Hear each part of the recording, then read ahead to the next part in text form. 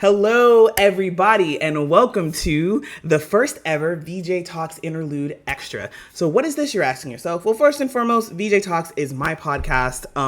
Season 3 is not ready yet, and so in the meantime, I've got a bunch of interviews and some other stuff that I wanted to put out, and it's just in this kind of interlude space. And because we're doing that, I wanted to talk a little bit about, in this interlude, well, in the first VJ Talks Interlude episode. If you haven't already listened to that, you should check it out. You should see a link on the screen. And if you aren't seeing that yet, sorry, y'all. There's definitely a link in the description, and that's to, let's see, the RSS feed, Spotify, and a couple of other places. You can listen to this in a couple of other places, right? But as I'm putting out these interviews for VJ Talks Interlude, when possible, I will have some extra bits that are tied back into the interviews as well. And this is the first one. And the episode that this is tied to is my Baldur's Gate 3 chat with Nick, my lovely friend here who was a playtester, a QA leader, and a couple of other things. So again, if you haven't listened to that episode yet, you don't have to listen to that to listen to this, but you should go back and listen to that. And with that, Nick, I'm going to turn it over to you to introduce yourself. All right. Hello there. I am Nick. I am from Malaysia, and I am a freelance writer. Done some TTRPG writing here and there, including for one of Vic's project a while back. Also wrote a script and have a movie on Netflix Malaysia, which sadly cannot be viewed anywhere outside of my country. Legally. So, yeah, legally. And beyond that, I am also a member of Nightshade Tavern, which is a Malaysian-based TTRPG group that's trying to make TTRPG a lot more accessible to new people here, because sadly the scene here is fairly gatekeepy. And so we're trying to break that stigma, bring some new people in, and just try to make it more accessible in general to the general populace. Excellent. Thank you so much for that, Nick. And now, before we get over to the topic at hand, which is weapon properties, who did it better? Nick, is there anything you want to say about the 2024 Player's Handbook, just generally?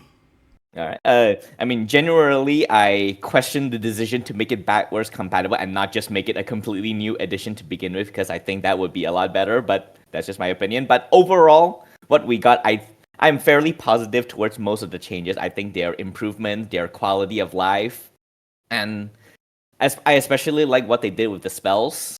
Just so much better in general. Less bookkeeping for the DMs whenever people decide to summon an entire horde of animals. And for classes, this is just a personal thing that I noticed, is that how in 5e Paladins, they are very tied to one specific ability, which is the Divine Smite. And then Rangers are just, let's be real, borderline useless in 5e. But then in 1 D&D, the Paladins are made more versatile and better. And then Rangers now have the same problem that 5e Paladins have, in that everything that they are is tied to one thing, which is Hunter's Mark. Now, I don't say that as a bad thing, because Rangers are a lot better now, but it was just a little interesting thing that I noticed for myself. Thank you so much for that, Nick. I appreciate your candor here. I want to make it clear, I'm neither confirming or denying whether or not I agree with Nick's assessment here. You'll just have to find out about that later, one way or the other. But without further ado, let's go over to the topic for today. All right, folks. So for those of you that are coming here and haven't listened to the first VJ Talks Interlude episode, what we talked about a lot of things about Nick's job and whatnot, but also part of what we talked about was Nick had gone in and kind of grabbed a bunch of the weapon properties that and conditions that were present in Baldur's Gate 3, and then had made them into 5e versions that they had created. And so I thought, you know what? We've got the 2024 handbook out. What if we do a side-by-side comparison? The Baldur's Gate 3, Nick's, and D&D 2024. Now, as you're looking at this, I've just mentioned 3 sections. You're seeing a 4th, which says unsure, question mark, question mark, question mark. Here's the thing about that. As far as names go and as far as content goes, I only found 2 of the of the weapon properties that Wizards of the Coast added that actually lined up with like actual Baldur's Gate 3 things.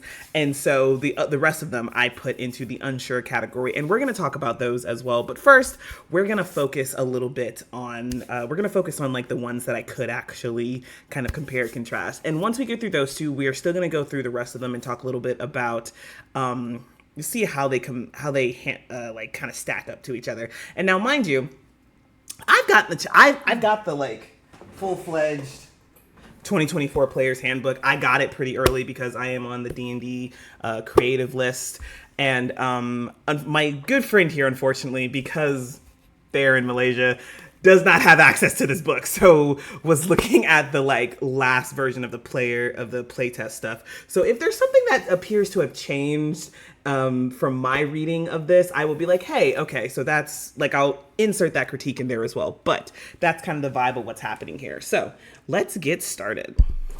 Right. The first thing that's going to happen here is I will read. I'll read all three for you, or all two, depending on like what it is and if there's any notes in there as well, and then we'll discuss it a bit, right? So first up, mind you, these aren't going to be in alphabetical order. They were originally, but I was like, let's talk about the two that are definitely in the Player's Handbook as well first. So they're a little bit out of order. But first up, we have Cleave. For Baldur's Gate 3, it's just a simple strike up to 3 targets within a like 5-foot cone. For Nick, it's costs 1 melee weapon attack. The weapons you can use it on are Battle Axe, Great Sword, Halberd. Up to 3 creatures within 5 feet of each other and also within melee range of you must make a dexterity saving throw. On a failed roll, it takes the weapon's damage. On a success, it takes half damage. And for the 2024 Player's Handbook, which does list this as the word cleave, if you hit a creature with a melee attack roll using this weapon, you can make a melee attack roll with the weapon against the second creature within 5 feet of the first that is also within your reach. On a hit, the second creature takes the weapon's damage, but doesn't add your ability modifier to that damage unless that modifier is negative. You can make this extra attack only once per turn. So, I'm not really gonna argue. Like, I don't know if we need to like argue implementation for Baldur's Gate 3 since it's the base. But I mean, Nick, if you want to like, if you want to argue like, hey, I think BG3 could have done this better as well, you're fine to do so. I don't know if I'm going to, but we'll find out. But those are kind of the three here. Nick, as the guest, give me your thoughts here in these like essentially compare and contrast your two things. All right. I mean, overall, I think like the implementation in 24, I think it's fine as it is. It's just that if I recall, there is a 5e class ability that does this exact same thing. Is it for Rangers? I want to say it's like one of okay. Yeah, the D&D. So we'll say 2014 or 2024 since this is technically 5e, I guess. All right. But yeah, are you talking 2024 or 2014 here? Yeah, so like I think in 14 there was a class ability that does this exact same thing, but a bit stronger because you do add your ability modifier to it. I think it is a ranger ability. I think it's for hunter, if I recall. It's the one where you can like choose up to 3 every time you reach a subclass core level up. Folks, I am fact checking Nick right now, and if Nick is wrong, I am in fact going to pillar them. Yeah, but I do know that it was also in Critical Role, Path of the Juggernaut for Barbarians. They can do this as well for one of their subclass feature, but it's unofficial, so didn't want to bring that up. Yeah, well, I mean, okay, it is unofficial. Here's the thing. I loosely consider a lot of Critical Role stuff technically official, but it's not official, so we won't bring it up in this conversation. However, okay, you said hunter. I think so. Like you hit someone if it's within 5 feet of each other, and also you can hit it again. I think it's a ranger, but I can't remember correctly. It's been a while. Are you thinking? Okay, so we do have. Are we thinking hunter's prey ability? Let's see. Oh, whirlwind. Okay, so here's what I think you're talking about. Multi-attack. At 11th level, you gain one of the following features of your choice. There's 2 features, but we're going to talk about whirlwind attack. You can use your action to make melee attacks against any number of creatures within 5 feet of you with a separate attack roll for each target. Oh, okay. That must be what I was confusing it with. Does that sound about right? And let's Yeah. see. Does that? I don't think it increases as or anything like that. I think it's just like a flat hey. Any creatures that are within 5 feet of you. So could be, Jesus, 1, 2, 3, 4, 5, 8. Oh, If I'm remembering how like the numbers are on the grid. So that is actually a pretty strong ability. oh yeah. For It's for an 11th level thing. But okay, so back on topic, since I don't have to fly to Malaysia and beat the shit out of Nick for being wrong. As you were saying, implementation wise, please continue. yeah. I think implementation wise is okay. Like it does the job. It does emulate cleave. But I've always felt that, things like that where it targets like more than one people, I prefer it to be a saving throw. Like because just one, right? And then you just have to get the people to just make one roll instead of making two rolls yourself, to do so. Like it's a lot smoother and it Okay, doesn't feel as bad if you. is it just smoother for the DM for the player? Because I don't think it's smoother for the DM in that context, right? Because if it's if it's me, like if it's like for yours, for example, up to 3 creatures, right? Like sure, I think it's when we get in, like when it's 3 more people, it's like hey, if it's up to 3 people, I'm the one rolling 3 times. So I guess it's just kind of a give and take on what you like prefer for the smoothness of things. I personally like. Here's the thing. I'm not inherently against making it a. I like to off-put as much things as I can on the players, actually. So while I do like the up to the 3 creatures bit, honestly, if I was having my way with this, I would combine the two. So first and foremost, it would be up to 3 creatures, and then you'd make your 3 attacks. But you wouldn't add your ability modifier to the damage unless it was negative as well. We'd probably have to add like a little bit of extra thing if we were gonna like mash the 2 of them together, since the way that I'm looking at it here, they even though they say you can only do this once per turn, and that's like just 1 extra person, right? Adding like up to 2 other individuals, this can get a little overpowered, especially if I'm remembering it correctly. And gentle viewers, this is why I love having the player's handbook in front of me. You can get weapon properties. Oh boy. God. Let's see. When can you get weapon prop? Let's see. Where are these at? Where are these at? Weapon mastery. I think you get it from like level 1 or 2 for some of them. Like for Yeah. fighters, you get it from level 1. Yeah, you can like get this at very early levels, which is you know what? I'm just gonna pull up the fighter and we're gonna take a look at that and read that real quick. Thank you for bearing with me, folks. If this was in a PDF format, this would be so much easier for me. Let's see. Fighting style. Yes. Level 1 weapon mastery. Your training with weapons allow you to use the mastery properties of 3 kinds of simple or martial weapons of your choice. Whenever you finish a long rest, you can practice weapon drills and change one of those weapon choices.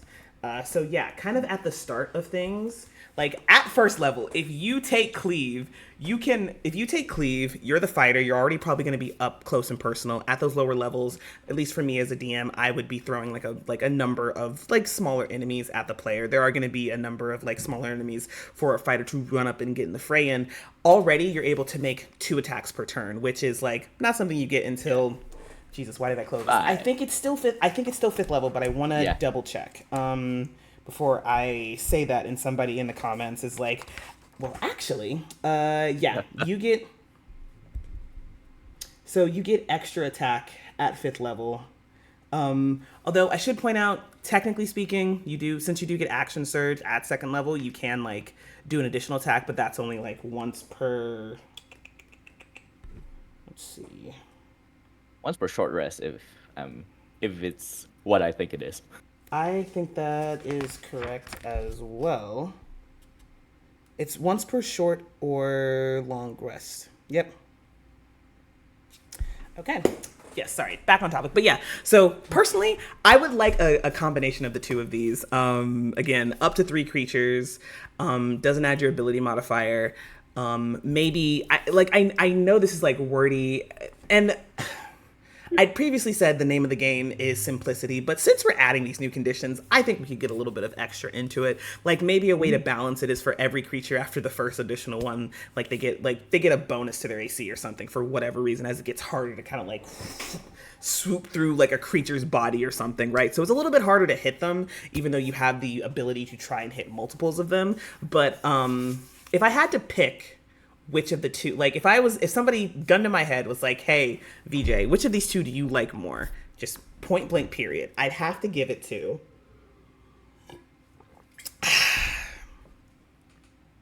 it's a little hard for me to decide this because I'm so tempted just to be adversarial to Nick, which is part of our love-hate relationship here, but in all reality I'd have to give it to the D&D 2024 version at this point. I think, Nick, you've got some really strong ones here.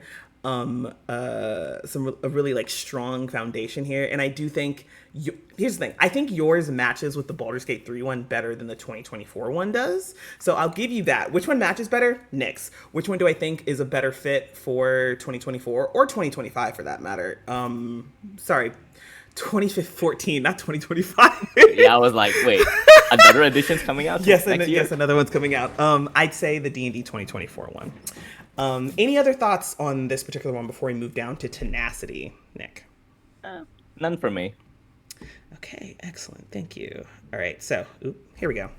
Tenacity. So first, Baldur's Gate 3, inflict damage on a miss, recharge, unlimited use. Nick, costs 1 action, weapon, flail, great club, maul, Morningstar. When you miss with a weapon attack, you deal damage equal to your strength modifier anyway. Slight thing, so in the 2024 Player's Handbook, it's not called Tenacity, it's called Graze. I think that this matches up well. I think that Graze is the Tenacity equivalent. Please feel free to argue with me in the comments. Nick, you can also argue with me after I read this. Graze, if your attack roll with this weapon misses a creature, you can deal damage to that creature equal to the ability modifier you use to make the attack roll. This damage is the same type dealt by the weapon, and the damage can be increased only by increasing the ability modifier. First question, do you think Graze is the 2024 equivalent of Tenacity? I think it is definitely exactly the same. This is probably the one that they took from Baldur's Gate 3 the most, like almost like mechanically speaking, implementation is all exactly the same. Though I think for Graze you can use it with range attacks as well, because it just says attack roll. While in Baldur's Gate 3 it is just like specific melee weapons. Yes, that is correct, I believe, as well. Hold on, and just to kind of, okay. I scrolled up a little bit just to double check the cleave as a melee attack.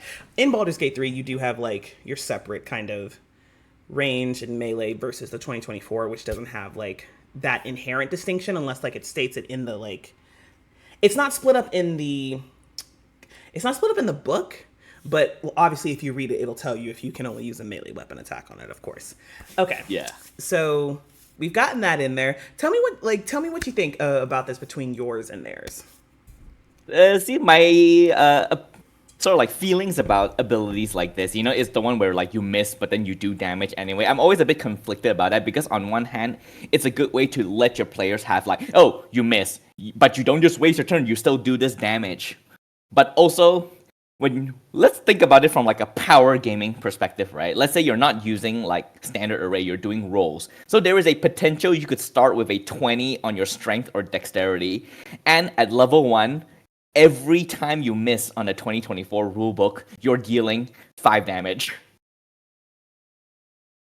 So that was one of the reasons why I added a reaction limitations to it, just to prevent that from going a bit overboard, because like, yes, it's nice to be able to do something even if you miss, but I feel that there should be a cost attached to it just to make it a bit more balanced and not have it be like, imagine if, probably won't happen, but I'm imagining like a power gamer out there who decided to like just... Oh, it's definitely going to happen. You don't have to imagine that. Like, somebody's going to do it. Hell, if somebody lets me sit down at their table, I'm going to do it. Yeah. Listen, y'all, I'm a little bit of a power gamer at heart. Just a little bit. But please. But yeah, so I think overall it is okay, but it's just I'm always a bit conflicted about things where it's just like you miss, but this happens anyway, and it is in the form of damage because D&D is inherently a combat-heavy system, right? It's a tactical war game simulator, so it feels like, I don't know, just hard to balance, I guess, or just feels bad to me in a certain way. Like, imagine if enemies could use it, and certain enemies, they can go above 20. Like, they are missing and they're dealing like 7 to 8 damage to people. No, exactly. So I honestly, I got to agree with you here, Nick. Like, if I, at me, the DM. So first and foremost, I'm allowing people to use the 2024 player handbook stuff in all of my paid games if they want to. It's just the question of like, hey, if you're using the 2024 stuff, you're sticking with the 2024 spells as well. Like, you're not flipping and flopping back and forth. Like, you just got to stick with those, right? I cannot like agree with you enough that I do think it should have cost a reaction to use this. Even outside of like the power gaming bit of it, action economy is 9 times out of 10 what determines who's going to win a fight. And getting this extra damage every single time you attack, like, is just going to, it might not be a lot, or, it might be 5, it might be plus, it might be plus 5 damage. It might be plus like just +1. +1, it might be. Okay, actually, hold on. Before I finish this thought, here's the thing about this, though, right? Graze. If your attack roll with this weapon misses a creature, you can deal damage to that creature equal to the ability modifier used to make the roll. You can deal. Okay, so here's my thing. I feel like this would be like. I don't know how they would like. Actually, yes. So here's the thing. I feel like the 2024 one might be a bit more balanced if it was like, hey, you do, like, 1, you have to deal the damage, and 2, it could be negative as well, right? Although, to be fair, I don't think negative damage. Yeah. Well, listen, the Cleave had it, but here's the thing. Here's the thing. I don't imagine, even though Cleave mentions the negative modifier bit, I don't particularly imagine like healing from getting hit. One. I mean, I'm kind of fine with it. I'll hand wave it. But like, what I'm not imagining is like anybody who's like going up in the fray of things, using a modifier where they don't have at least a bonus to it or a 0, right? Like, for example, I'm in a project where we're like converting the 2014 subclasses that didn't make it into 2024, right? And so, of course, I picked Warlock because that's my favorite class. And I was making the Hexblade, and I was like, hey, you can get the weapon property, but it uses, like, it uses your, like, charisma modifier. So even the Hexblade, who might not have a good dex or strength, is not going to be going up there with a negative modifier.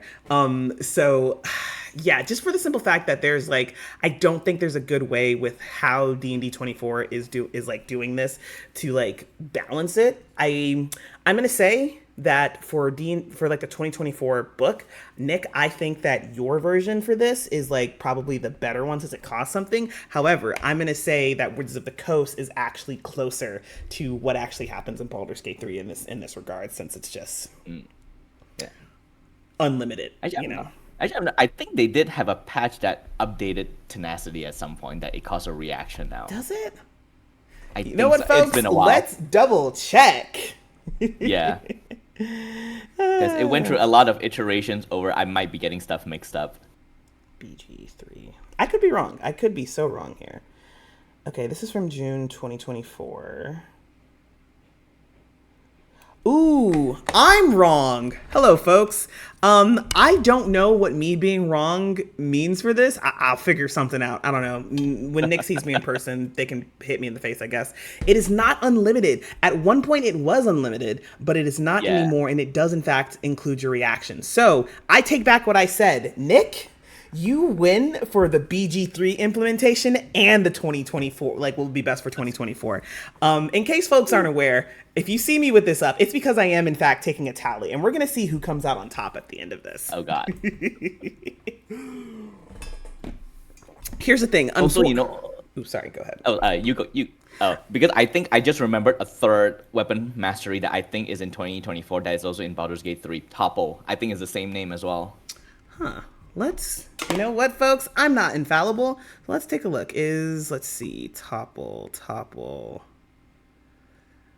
Oh, shit. You are so right, friend. Look at that. Give me a second, folks. Oop. you know what? We're just gonna do it like that, and we're gonna bring Topple right up here. Thank you so much for that, Nick. Jesus.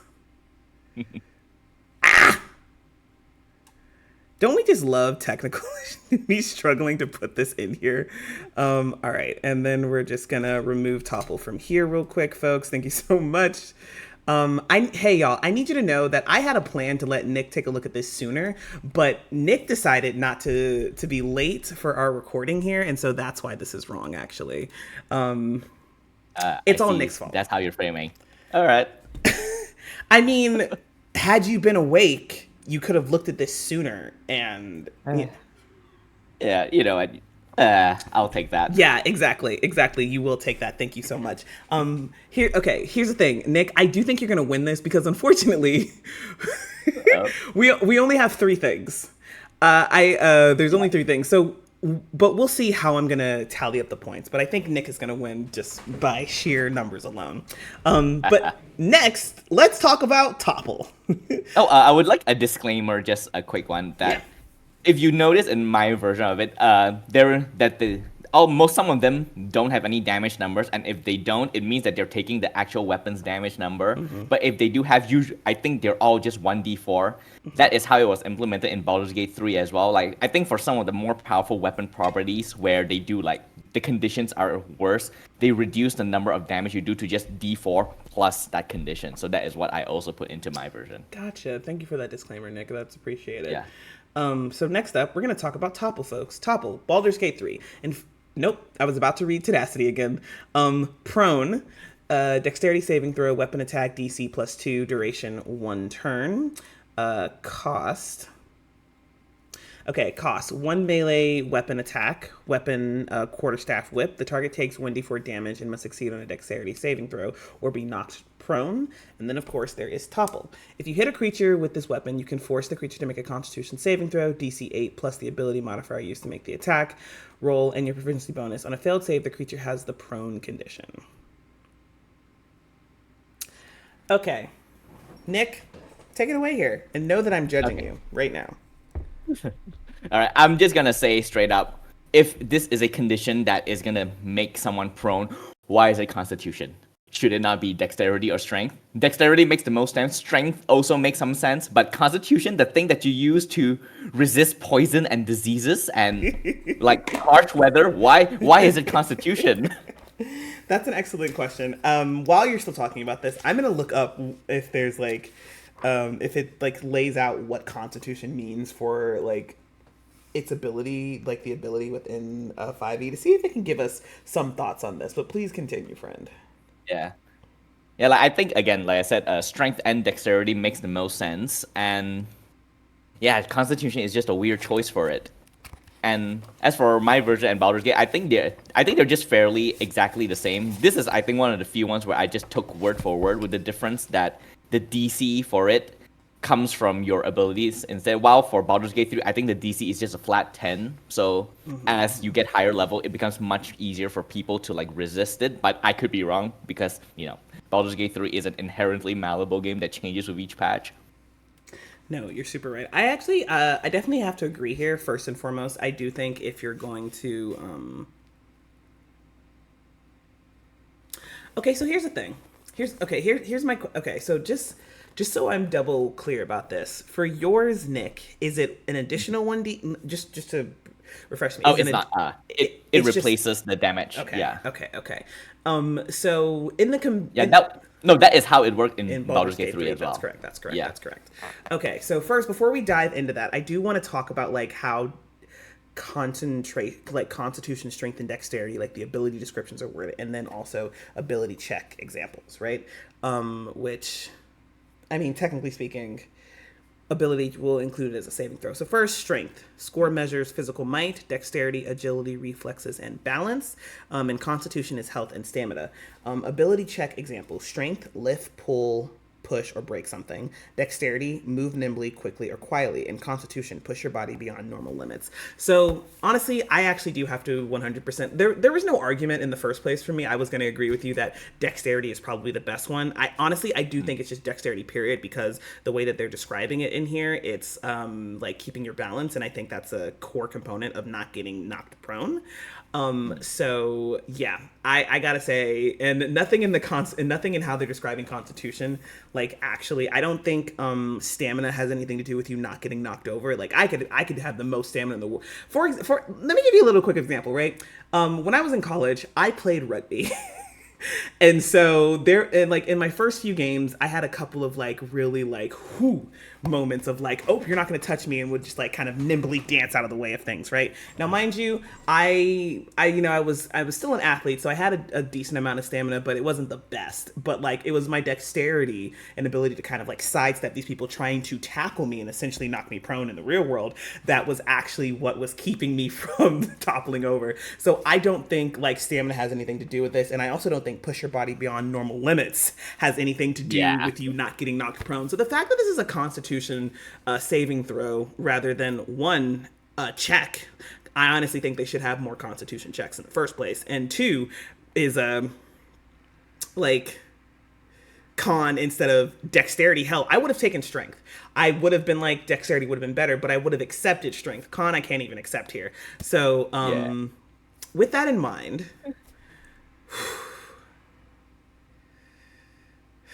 here's the thing. Here's what I would like from this. I would like a combination of Nick's and the 2024 ones. Even though I recognize that, Nick, yours does mirror like the Baldur's Gate 3 one pretty well, I think you should probably keep the weapon damage and then try to topple the creature at that. So it would be a combination of the two. However, with that in mind, even with that fact in mind, I gotta go one, Nick wins the Baldur's Gate 3 implementation, and I think Nick's, even with the D4 of damage instead, would be the damn it, do I actually so here's the thing, folks. It's a little bit hard, right, for this, because on the one hand, I do think the dexterity saving throw and to be prone is the like appropriate implementation of that. On the other hand, the D4 in place of like let's say you had a great sword, that's a D12 or a 2D6 that you're losing out on because you're gonna try and knock this guy prone. You know what? I'm gonna say, I think this is just my idea, my thinking of why they did the D4 thing for Baldur's Gate 3. I think it's to prevent overlap with Battle Master, because you can also knock someone prone as one of your combat maneuvers. I think that was the reason why they did this. Okay. If that's why, okay, so here's the thing. If that's, they did that in so that's why they did it in Baldur's Gate 3. So the fighter still has Battle Master, and like, let's go over to page 93. Let's see, maneuvers, Battle Master. Let's see, maneuvers. Trip attack, if I recall. Lunging attack, parry, roll. Yeah, trip attack. When you hit a creature with an attack roll using a weapon or an unarmed strike, you can expand one superiority die and add the die to the attack's damage roll. If the target is large or smaller, it must succeed on a strength saving throw or have the prone condition. Okay, so not something they're worried about in the 2024 version of things, which, fair to them, that's fine. Not really within the scope of this, but I do want to add, in instances where like a weapon property like overlaps with another ability, I think it would be cool to have like a little bit like, hey, if you took the topple, do an extra D4 of damage, right? Like when you knock them down. Like, it could have been something cool like that, but not actually relevant to the topic at hand. I just wanted to share that. Back on topic, who won it? Ooh, 2024 or God. Nick, I was gonna give it to you, but then upon further thought, I can't because of the D4 damage, unfortunately. So understand. I'm going to give the 2024 to Wizards of the Coast.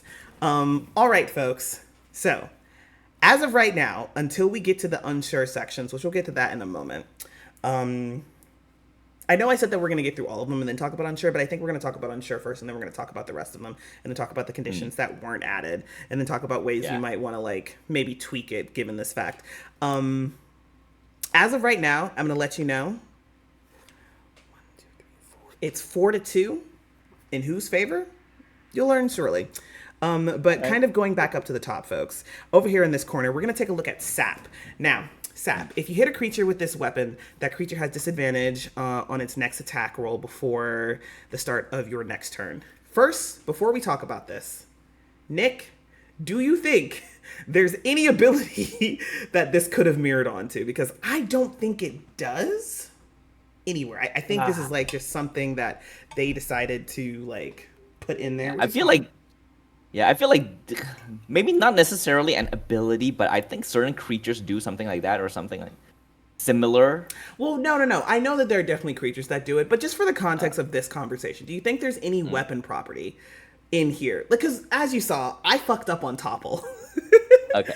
All right. Yeah, do you think actually? Yeah. Oh, wait, I actually have to bring up something.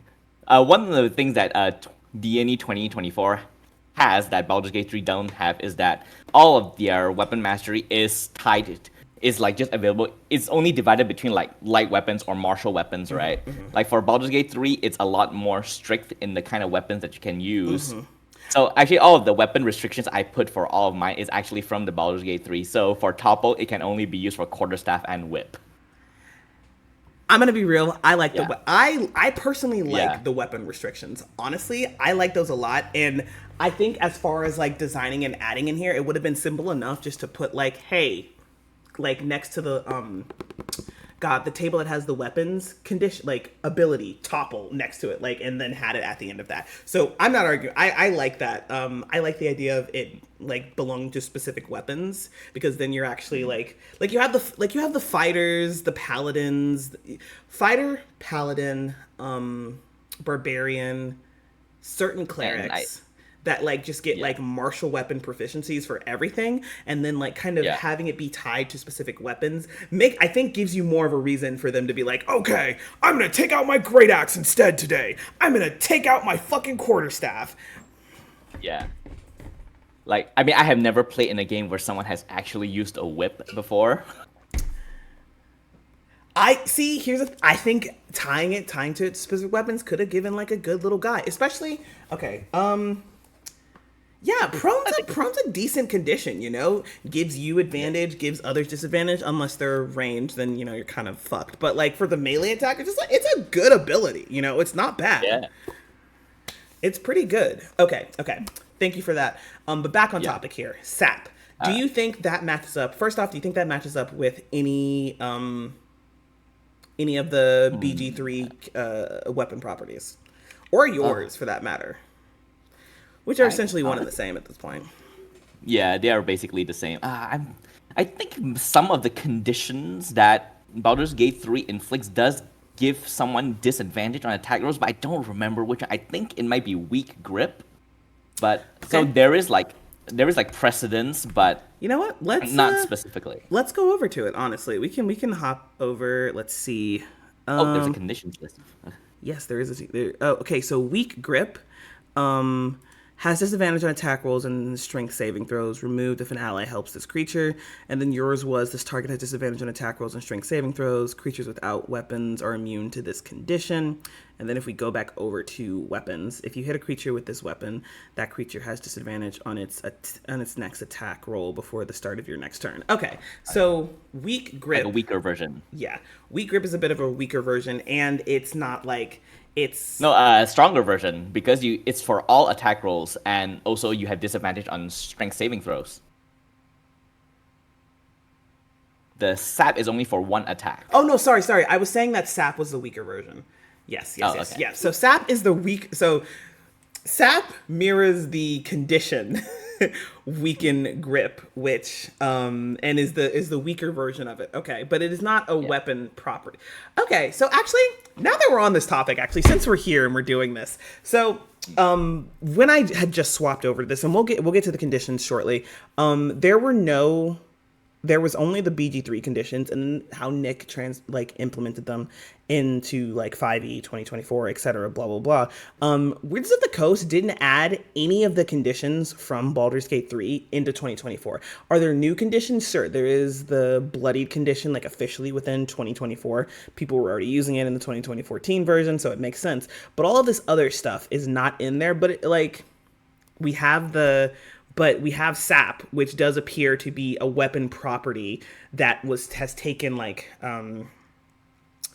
inspiration from a condition instead. I think most of what I've seen from the 24 mastery is that they are passives. Like, if you hit, this is what happens, you know? While for a lot of the Baldur's Gate 3 is like, if you hit or you attack, you have to either like make a constitution saving throw or a saving throw of some kind for the effects to be applied. So it does make sense for those conditions to be a bit more powerful than the weapon mastery in 24. Let's see. Let's double check while we're here. Actually, let's double check. Weakened grip. BG3. I don't know if there's actually a save that needs to be made with that. It's tied to the weapon property itself. It's not part of the condition. Yeah, so like for weakening strike that inflicts weak grip, you have to make a strength saving throw after you get hit in order to get weak grip. I see what you're talking about. That's right. Yeah. Oh, I see.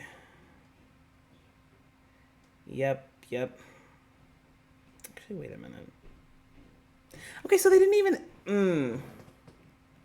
weakening strike. Sorry, y'all. 1 second.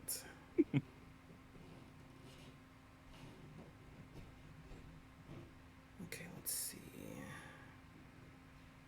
Okay, but unless I misread. Oh no, I see it. Melee, strength save, attack roll, short rest. I was like, why is it not mentioned in the text? But no, it's mentioned at the bottom of it. That makes sense. Okay. You know what? Okay, but here's the question then for you, Nick. What do you think about this being implemented as a property rather than a condition? Like, do you think they could have made this sap like simply a condition that happens depending on whatever condition they wanted to apply it to?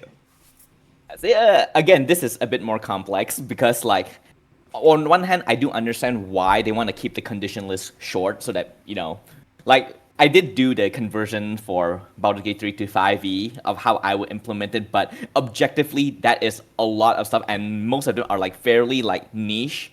And so it's not something that you can think up on the spot that you can bring out. You'll have to pull the list out. So doing it the way 24 does is very streamlined. It's easy to look up. It's easy to remember what they do. But it's also, the downside is that there is a lack of like diversity of abilities, if you will, of like conditions. So it's like a trade-off, right? Okay, here's my thing about that though.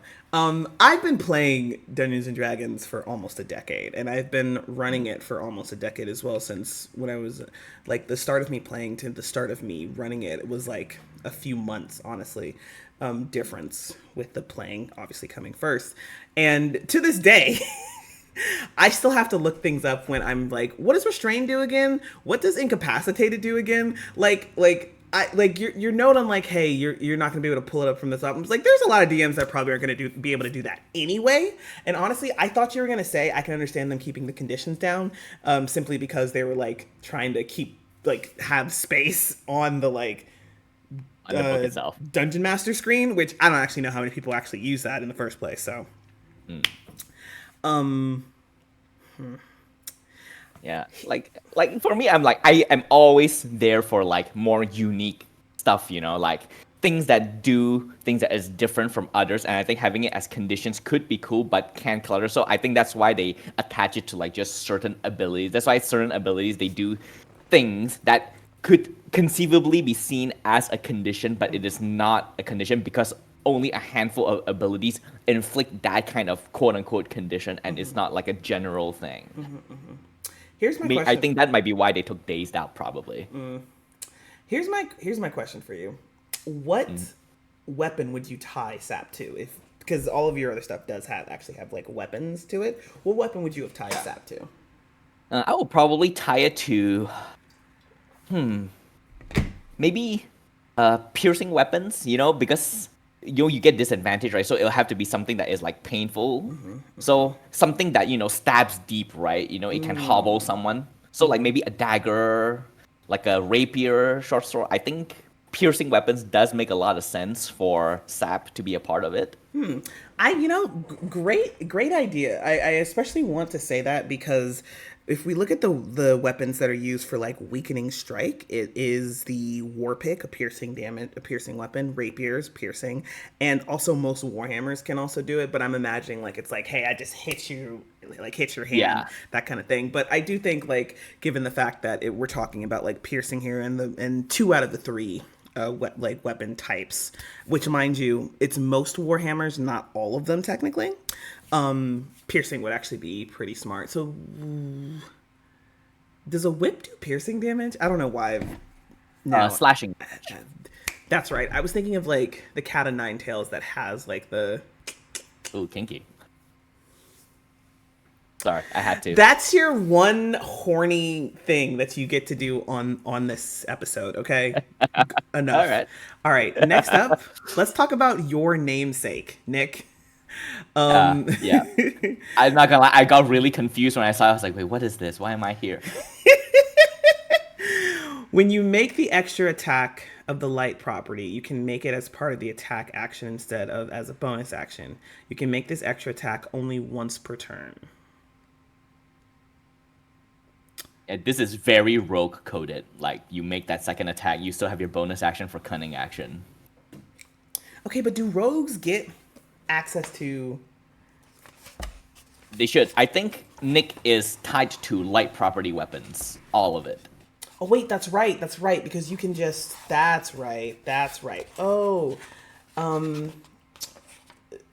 Or maybe not all light weapons. Hold on. It's like some of them. Folks, let's pull it up. Let's pull it up. All right, where are weapon property? Here we go. Weapon properties. Okay, 20, like the 213. All right. Okay, so 213, mastery properties. Each weapon has a mastery property, which is usable only by a character who has a feature such as weapon mastery that unlocks the property for the character. The properties are defined below. Nick might be for dagger. Yeah. So when you make an extra attack of the light property, you can make it as part of the action instead of as bonus action. You can make this extra attack only once per turn. Let's see. Dagger has Nick. Lighthammer has Nick. What the fuck? Oh, that's interesting. I think that's weird. Here, probably not. The reason why I think it's Nick is because when I think of the word Nick, outside of thinking about this chuckle fuck that's sitting on the screen with me, I think of like, oh, I nicked myself with a knife. Like it's something like that, and not like a fucking warhammer. Let's see what else has it. The sickle, which does slashing damage. Like I can understand that. Let's see. Oh, not really relevant. The scimitar has Nick, which I don't think rogues get. And then let's actually look at the rogues. How useful is this actually for a rogue? I know this would probably be. I was gonna say this might be useful for the barbarian, but that wouldn't even be the case either because I'm doubting a barbarian is going to use any of the ones that I just listed as weapons, even though they get a bonus action at some of the. One of the subclasses gets a bonus action attack. Berserker. That's right. Oh wait, Path of the Berserker is in here as well. So Rogue, let's look at Rogue. Because here's the thing, I don't think Rogue gets like access to weapon properties. I could be wrong. Oh, do they not? Folks, I read this book. However, I could be wrong. I lied. Hi, folks. I'm a fucking liar. Level 1, weapon mastery. Your training with weapons allows you to use the mastery property of 2 kinds of weapons of your choice, which you have proficiency, such as daggers and short bows. So okay. All right, because I would be like, Nick is such a rogue focus, right? Mastery, and then not have mastery for rogue would be it would be an interesting choice to make. I'll put it that way. It would be a very interesting choice to make, but all right, so we already know what weapon you would apply it to. Do you think Nick belongs to... I just don't like the name. Of course you don't. Like, Um, yeah. do you think Nick should be tied? Do you think Nick is mirrored in any of the weapon properties that you made or were made by Baldur's Gate BG3. 3 or the conditions? I honestly don't think so. Like, just a free attack. Uh, if you take, I don't think any of it does that. This is just, like specifically a 24 thing. I do want to say I do like Nick because I like both Nicks, but this 2024 in particular, because here's the thing. I know rogues are not rogues aren't technically counted as a martial class, you know, even though They are, but they're not. You know, that exactly kind of thing. like literally literally they should be a martial class, but they're not. And here's the thing. They're not a martial class, which means they like just in their base stuff, unless I'm wrong, which I don't think I am. Like they don't get like first off they don't get extra attacks. Like I know I'm not wrong about that. Unlike the fighter, the paladin, the barbarian, the ranger, certain clerics, bards. Yep. Anyway, subclasses are irrelevant, right? As a mainstay of things, they don't get that. And so that makes me a little sad because I think that rogues should just have like a bonus action attack that they can do all the time. I don't know if I think like just a part of their class. I don't know. I don't think it should be able to do sneak attack, obviously, which it wouldn't be able to do anyway because you can only do sneak attack once per turn. But I think they should get a little extra little guy. And they should be marshals. But let's see. You can add one of the following cutting. Okay, so that's just adding an effect. Let's see. Reliable talent, improved devious strikes. Hold on a second. It's just to free up for kind of. Oh. No. Sorry. Actually, we'll talk about this when we get to the conditions. Actually, I'm not going to bring this up right now. Right. Yeah, no, they don't get any extra attacks. So personally, I like that they have this Nick ability, which they can do once per turn, which is functionally getting an extra attack at that point, and especially given the fact that, honestly, my only. Oh, sorry. I keep cutting. Nick, please take it away. No, I just like thinking, because rogues in general, they don't get fighting style, so they will never get 2-weapon fighting. So at most, they will need the dual wielder feat in order to sort of like get to maximize this. Exactly. Like, you know, we could talk about my thoughts on the rogues, but that's not what we're here for. Maybe we'll do that at a later date. Here's my one thing though. Here's my one thing that I would have actually liked a little bit better here. So let's see. Rogues, weapon proficiency, simple weapons, and martial weapons that have the finesse or light property. Here's the thing. Given the fact that Nick here's what I think should have happened with rogues. If a rogue gets the Nick property, they can use it on anything that they are like proficient in. I think that would have been great for them. Out of the scope of things, but since we're here, that's what I think should have happened with that. That would have been a nice little like, here you go, friend. But yes, okay, excellent. Moving away from that, let's talk. I also sorry, want to say, I also just want to say the reason why I don't like the name Nick, not just because it's the same name as me, is the fact that when I think of Nick within a D&D ability properties, like what it does, the first thing that comes into my mind would be you miss an attack, you can make another attack to roll again. You know, something like what the samurai get, because that's what Nick is, right? You just do like superficial damage. So Nick for a second attack doesn't really make much sense to me.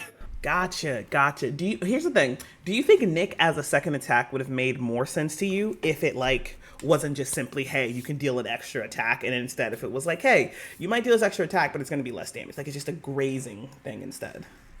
Yeah, I mean, that would overlap with the actual graze. I think it would be, how I would do it is, if you miss an attack, you can use your reaction to make another attack roll to potentially turn it into a hit. So it's like you swing and then you nick back, you know, something like that. Ooh. Okay, folks. So here's the thing. Technically speaking, we aren't actually. Nick is not supposed to be a part of the tally. But I am going to. We're gonna forego the BG3 option because I don't think Nick belongs to anything in here. But I am gonna say that I like Nick's version of what Nick should do instead of. Well, God damn it. Okay, actually, God damn. Here's the thing, because I'm. I literally just said I want the rogues to have better abilities. Okay, outside of what it does for the rogue, if we're just looking at it on its own, I like Nick's stuff better. So, all right, Nick, Yeah. you Oh no, I do still like the 24 Nick. It's just that the name, what it implies, gives me a different ability of what it should do. All right, we're gonna go to push next. If you hit a creature with this weapon, you can push the creature up to 10 feet straight away from yourself if it is large or smaller. First question, do you think this belongs to any of the other weapon properties or conditions? Uh, might be. Oh no, wait. Yeah, nah. I don't. Yeah, none of them. I thought it might be rush attack, but rush attack inflicts off balance, not knockback. So yeah, I don't And think for any. those unfamiliar, off balance. So this off balance, the affected entity has disadvantage on strength and dexterity ability checks, and attack rolls against the entity have advantage. You can remove by taking damage or when helped. And the next version of this target has disadvantage I on think it's the strength. same. Yeah, it's literally a 1-to-1 here. But we're gonna come back over. Yeah, I don't think. Yeah, none of it knocks back. Okay, tell me what weapons. I think I already have a good idea of what weapons you would put this on. Yeah, But what are we thinking here? honestly, bludgeoning weapons, right? Like think of Warhammer. Warhammer, Great Club, Maul, anything. Maul, Honestly, yeah. anything that does bludgeoning damage, just a good like push. Yeah, like No, go ahead. yeah, I would say the only bludgeoning weapon that I think could conceivably not do push is probably the what's the one? The one that's a stick with a chain and a ball. The mace. Oh, is that the mace? I keep thinking that's the Morning No, Star. flail. Yes, like maybe flail make no sense because not enough momentum with the chain, but that's just my realistic brain thinking. I think in general bludgeoning makes sense for this the most. Okay, and given that, so the Great Club, which is a bludgeoning weapon, does push. So does the pike, which is a piercing weapon. What the fuck? Sorry, you stab someone away. Well, I guess it makes sense because pike is a crowd control weapon. Technically, Yeah, okay. Warhammer push. Heavy crossbow pushes people as well. Okay, which- I'll say makes sense. Okay, like here's my thing. just a force, right? I don't think it makes sense for a 10 feet pushback, right? Yes, 10 feet is a bit. If I hit you with a crossbow, I think you might take a step back. That's not 10 feet. That's not even like 5 prone. feet. Like in a. I don't know if anybody has ever seen one of those guys who have like done the thing where they like measured out the fucking how big is 5 feet. Insert the clip here. Yeah, it is actually pretty wide.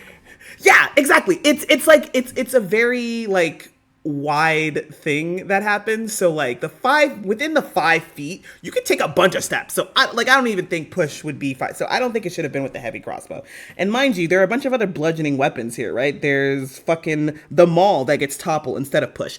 Personally, I think that they should have like 2 weapon properties, and some like all of the weapons only have 1 property tied to them. I think some of them should have had 2, right? Like the maul definitely should have also had push. I can also see it having topple as well, obviously the sling, which is a bludgeoning weapon, doesn't get the fucking, although to be fair, I think you could make it an argument with David and Goliath that maybe it should get the push, but that's neither here or there. And then of course the mace doesn't get it either.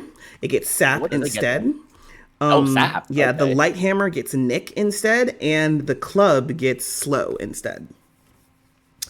Yeah, so I think there were some choices made here in like what went where and not having them have like multiple ones. Yeah, I don't work for Wizards of the Coast. All right, next one's up. Slow. If you hit a creature with this weapon and deal damage to it, you can reduce its speed by 10 feet until the start of your next turn. If the creature is hit more than once by weapons that have this property, the speed reduction doesn't exceed 10 feet. One, do you think it's tied to any ability, like any weapon property or condition? Closest would be maim, but maim reduces your movement speed to 0, so that is like the closest. Gotcha. Other than that, I don't think anything else does it. And just to take a look at maimed, folks, movement for BG3, movement speed reduced to 0 and has disadvantage on dexterity saving throws, is Yeah, mine is the removed same as by well. healing. And yeah, yours is flying. The only thing here Yeah. is flying creatures are immune to this condition. Okay, so back to that. Okay, so first, okay, so slow isn't tied to anything. How do you feel about it? What do you think about this? Yeah. Honestly, I think this is like a pretty good like general ability, just being able to take like 10 feet of movement from enemy. It doesn't seem like much, but it can change the battlefield, right? If you're like playing on a grid. And I like things that encourage like tactical thinking. So this is what abilities have slow again? I think you mentioned club has it. What else? How about you tell me what you think else has slow? Slow. I'll probably maybe like short bow and I think range abilities makes the most sense for slow because like if you're melee and then you hit someone and you're slow, it's not gonna benefit you that much. Like just mechanically speaking, because you're already there. And also this idea, like short bow, like you aim at a person's leg, right? So you hobble them a bit so they can't move as fast. Okay, so just to go over what has slow. You were right about the club having it, as I mentioned. The javelin also has slow. Okay, yeah, makes sense. Let's see. Light crossbow also has slow. Uh, Sling also has slow. The whip also has slow. I'm kind of imagining like somebody like hitting it and Yeah. pulling it back. Yeah. And the longbow, the longbow and the musket also have slow. So honestly, your thoughts on like how that like would work? Very spot on. Very spot on. Nice. Yeah, Okay. the whip is an interesting thought. I would actually, for me, I think topple would make more sense for whip, right? You wrap around, you pull them, they fall down, or unless this one you whip their thigh or something, and then they're like, Actually, can't walk that far. that's a good point. Actually, I do think topple. If you had a creature with this weapon, God, not the Constitution saving throw. Yeah, especially because like it has reach, so it's like you're whipping it out there, you're wrapping it around, and you're like, get over it, like you're pulling them from out underneath them. And we've all seen, even if we've never watched Indiana Jones in any way, shape, or form, we've probably seen something on the internet which is essentially like, hey, here's. Oh wait, also, question: does whip have reach in It does. 24? Oh, okay. Finesse, reach. Because I don't remember, but 5 feet. I think whip is a 5 feet attack, right? Let's double check, folks. Let's look it up. The new segment. Actually, no. Even in 5e, it has reach. It's finesse and reach. Reach. This weapon adds 5 feet to your reach when you attack with it, as well as when okay. determining your reach for opportunity attacks with it. So they've kept that the same. Oh, okay. Good to know. Any other thoughts on slow? None for me. I think that out of all of them, I think this is probably my favorite of the mastery, simply because it changes the battlefield, and I like things that do that. Okay. Next, last but not least, Vex. If you hit a creature, excuse me, folks. If you hit a creature with this weapon and deal damage to the creature, you have advantage on your next attack roll against that creature before the end of your next turn. First off, do you think this belongs to any other weapon property or condition? I think it does, because there are certain conditions, if I remember correctly, that does inflict like disadvantage on the creature's attack rolls. But off the top of my head, I can't really remember which one it is. Okay, so wait, Vex gives you advantage, not the creature disadvantage. Oh, okay, I was wrong then. God, Nick, you don't listen to me when I talk? No, sorry, I misunderstood that. I think off balance gives you advantage, or any other creature advantage. Wait, Vex is just you, right? Let's see. If you hit a creature, it's literally just you. Okay, so it's like I think it would be a weaker version of the off balance condition. Okay, let's look back at off balance, folks. I know we've talked about this a little bit. The affected entity has disadvantage on strength and dexterity ability checks, and attack rolls against the entity have advantage. Which is the same thing for you as well. So actually, I agree with that. I think Vex is a weaker version of off balanced. Well, wait, actually, I take that. Okay, actually, okay. So yes and no. I think that yes in its ability, no in its name, right? Because I think the reason why it gives you like define Vex Vex because is an interesting like name for it. yeah, Not what I would expect. because the definition of vexed from Oxford Languages, which is the number one used dictionary in the world, is my understanding. Anyway, Mm. makes someone feel annoyed, frustrated, or worried, especially with trivial matters. I would assume that the reason you're getting advantage on them is because you're pissing them off. They're like and like they're kind of a little bit of like out of their element at the moment. Be like, oh, you fucking out. Like, yeah, I got you. Like, what are you gonna do now? Kind of vibes, right? So like Yeah. from the name, I don't think so with off balance, but from the ability, I could agree with that actually. Yeah. What weapons would you put Vex on? A weapon that, makes someone frustrated. So I would say something like a nimble weapon, right? Like maybe a dagger, like like a scimitar or a dagger, just jab here and there. Haha, I got you, that kind of thing. Maybe I would say a whip as well, but we already know that one doesn't have it. So like weapons that annoy. So maybe Morning Star question mark. Honestly, I think finesse weapons would make the most sense, or like a range attack weapon. So let me tell you which ones have it. The hand axe has Vex. The dart has Vex. Okay. The rapier has Vex, which I can understand. Makes Be sense. like, Yeah. Yeah, just like you're just yeah. the short sword has Vex. The blowgun has Vex. The hand crossbow has Vex, and the pistol has Vex. So I'm half on the point in certain ways. Yeah, just a little bit. All right, folks. Thank you so much for listening to us talk about this. We're not done yet, but we are going to take a short little break. We'll be right back. To so at this just as at this point, if you were tuning in for us to talk about like actual things that exist in 2024, that's it at that point, except for one little thing that I'll tell you more about when we talk about conditions. But moving forward, we're just going to talk about like the weapon abilities that Baldur's Gate 3 has and how Nick has implemented them, and talk about them a little bit, touch on them really quick, and then talk about the conditions as well. So if you were just here for the first bit, thank you so much for being here. I will tell you the results right now. In a 2 to 5 points, Nick has taken away in general everything. If we split it, Nick has done the implementation of BG3 better than Wizards of the Coast have. However, it is a tie between Nick and Wizards of the Coast, in my opinion, on who implemented like it best for the 2024 version, between Cleave, Tenacity, and Topple, and of course we added Nick in there because technically speaking, it shouldn't have been in there, but just as a little special extra. Overall, Nick won in the minor 2024 category. It was a tie. Thank you so much for being here, folks. We'll be right back. See you shortly.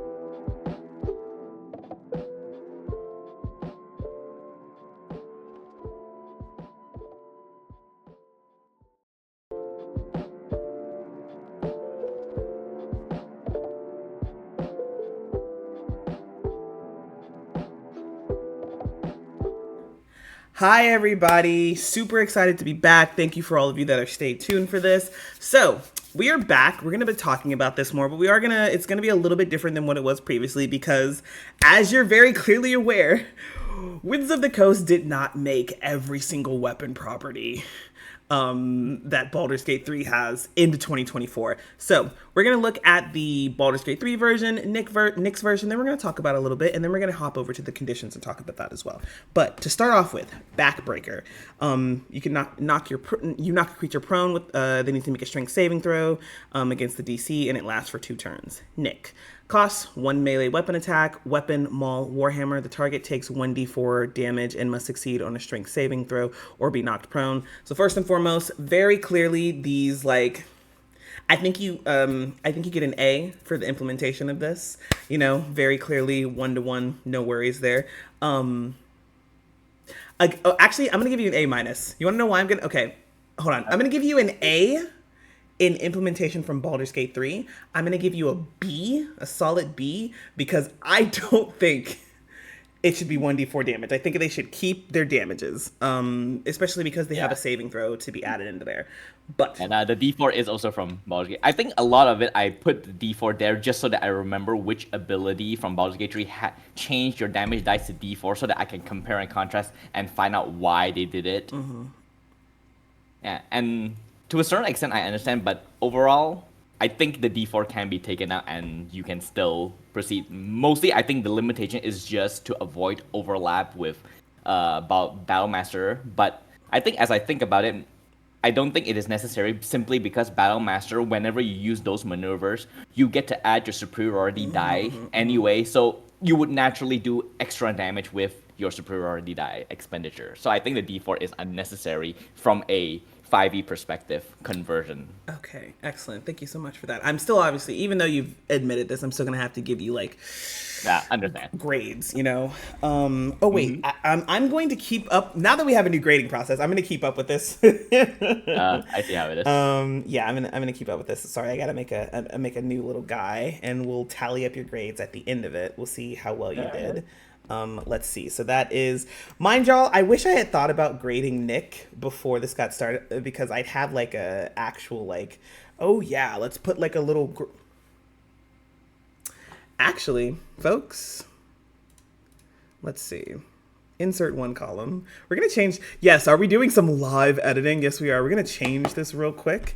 Grades. So first and foremost, we're going to just say X to that. We don't need any of that. But Backbreaker, we're going to give it an A plus for BG3 and then a B for 2024 5E.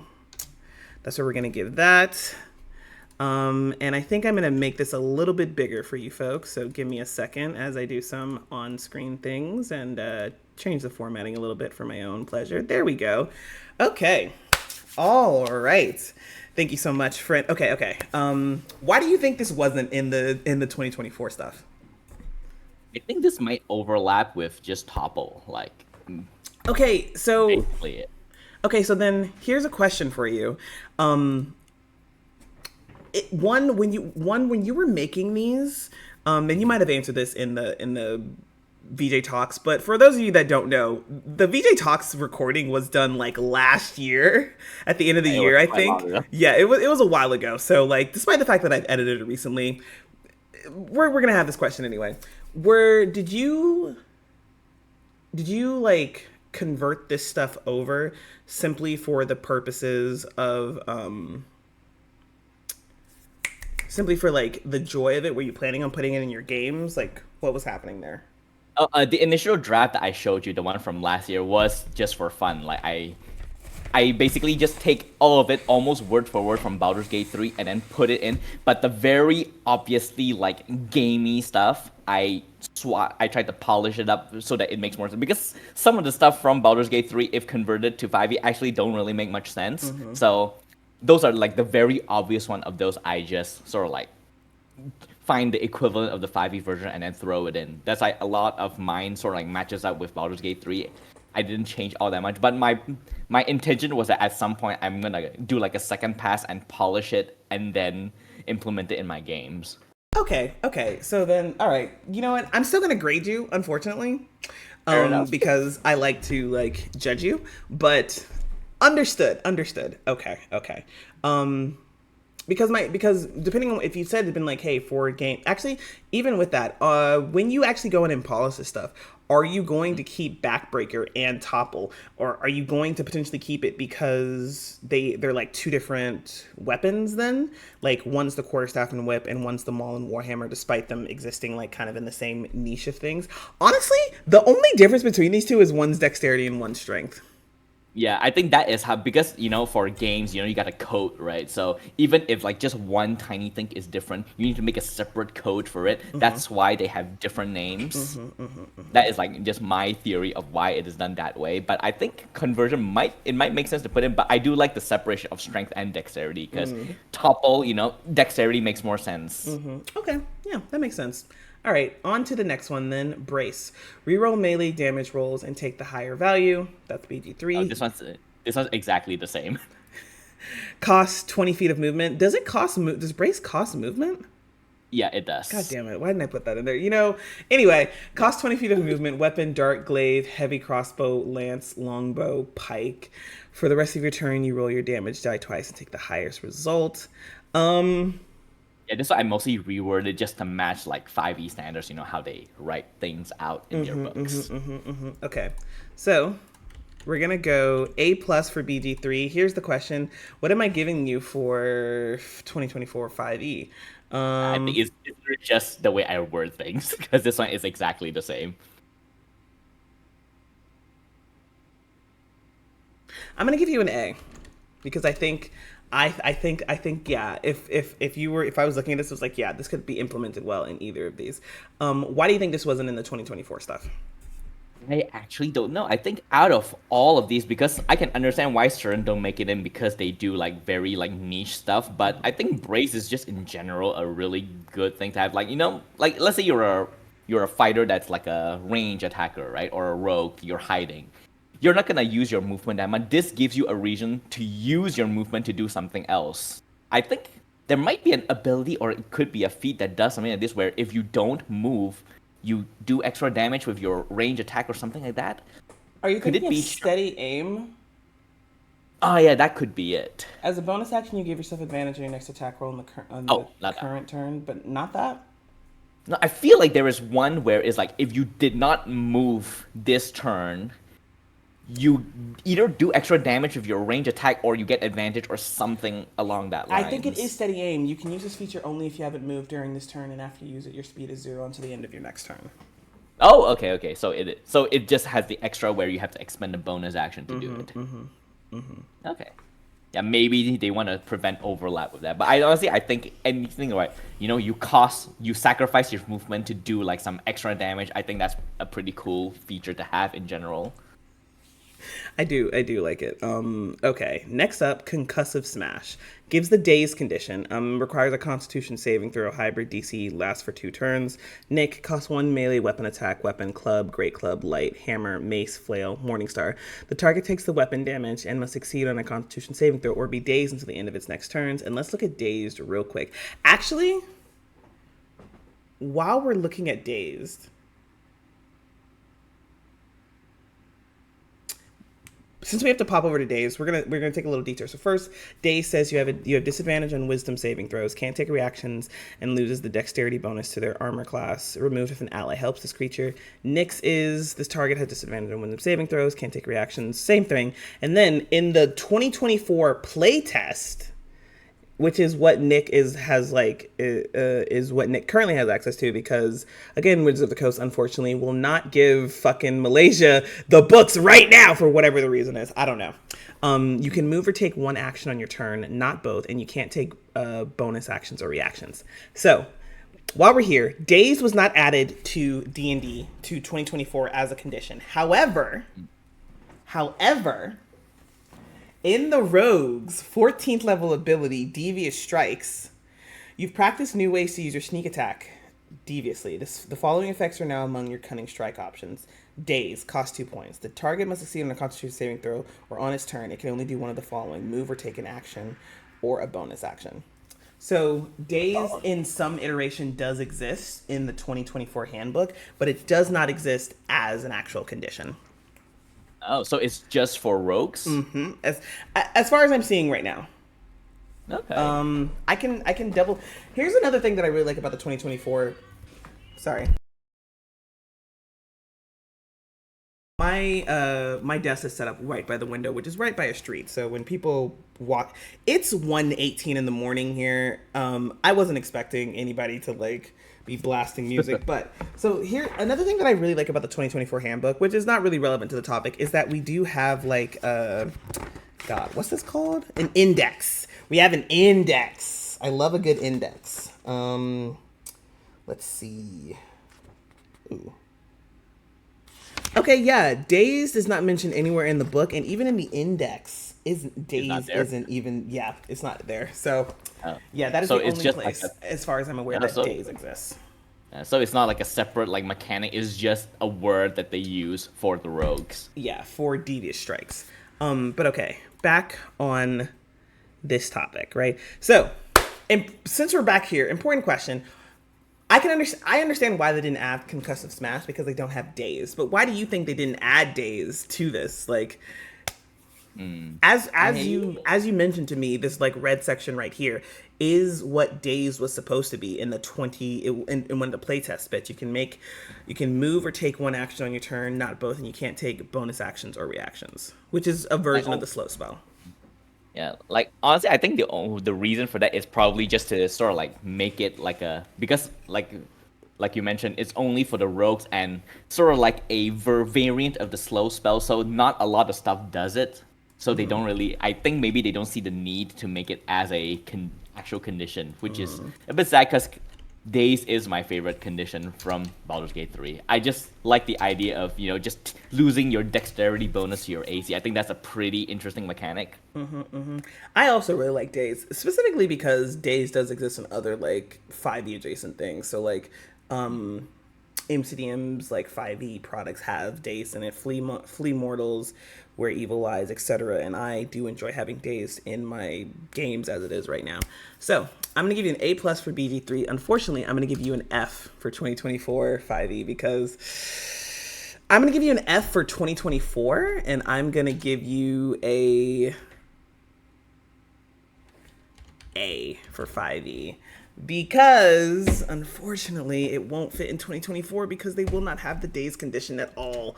Yeah. So you got to take that F, unfortunately.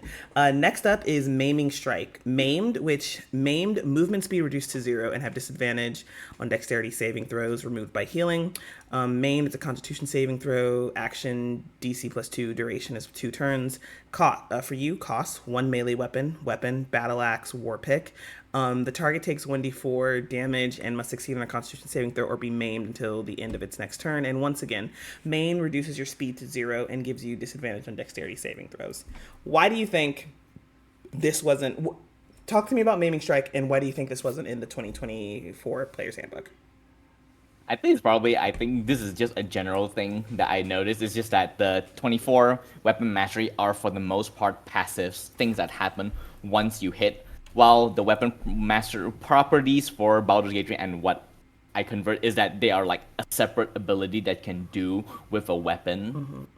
And so I think they're just trying to like keep things streamlined. And I think maybe they don't include maimed as a condition is simply because, what it does, like reduce your movement speed to 0 and disadvantage on dex save. That those if things do that, they'll probably just include it in the text itself.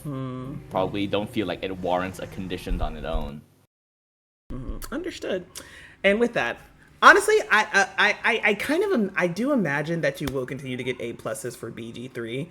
Why does that say E instead of 3? Nick, why did you let me get away with saying E instead of 3 in multiple of these? Wait, what do you mean E? BGE instead of BG3. You see this? Oh, You see this, I Nick? thought You see what you were letting me do here? I thought you were like just. I was trying to think like what the E stands for, but I can't think of it. So I You was see like, what's happening here, gentle viewers? Nick is sabotaging me. Okay.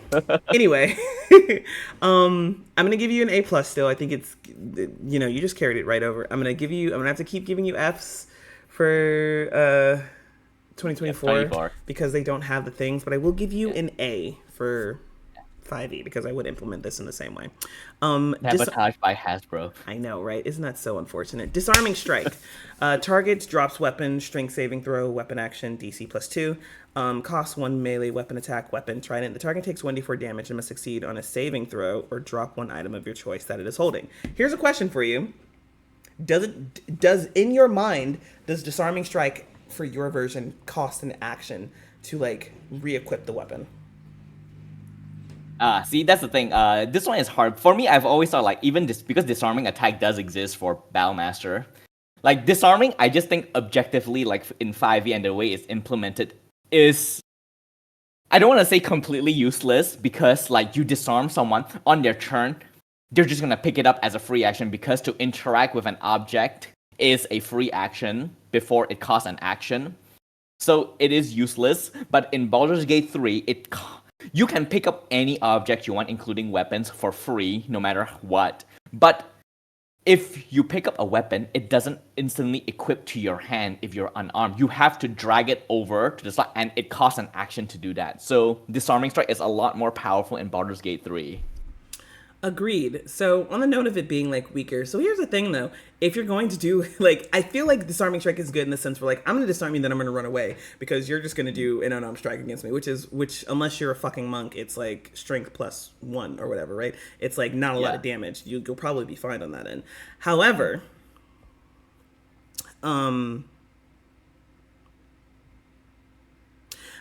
you've already explained why you don't think they like.